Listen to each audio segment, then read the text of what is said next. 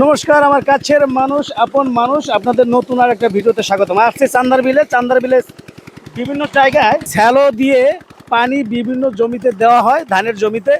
এই দেখেন শ্যালো,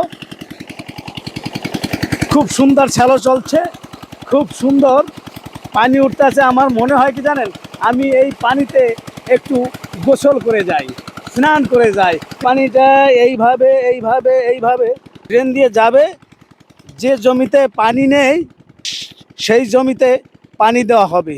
কিভাবে পানি দেবে আমি আপনাদের দেখাচ্ছি। দর্শক, মনে করেন যে এই জমিতে পানি দরকার, তখন কি করবে, এভাবে আইল ছেড়ে দেওয়া হবে, ও নিজের ইচ্ছা মতো পানি ঢুকবে। শ্যালোর মালিক যখন দেখবে পানিতে পরিপূর্ণ হয়ে গেছে এই জমি, ধানের জমি, তখন আবার আটকিয়ে দেবে। এভাবে 2-3 দিন থাকবে, আবার 2-3 দিন পর এই জমিতে পানি দিবে। দর্শক দেখতে পাচ্ছেন, এই হচ্ছে শ্যালোর মালিক, তিনি জমিতে পানি দিচ্ছেন। এই যে পানি দেওয়ার সিস্টেম। আচ্ছা ভাই, এই যে যে আপনি পানি দিচ্ছেন, এই যে যে বিরাট জমি, এই জমিতে কতক্ষণ সময় লাগবে? 1 ঘন্টা। 1 ঘন্টা বেরিয়ে যাবে? হ্যাঁ, বরাবর কি করবেন? আবার বেঁধে দেবো। কয়দিন থাকবে এই পানি? 3-4 দিন 3-4 দিন পর আবার দিতে হবে? আবার দিতে হবে।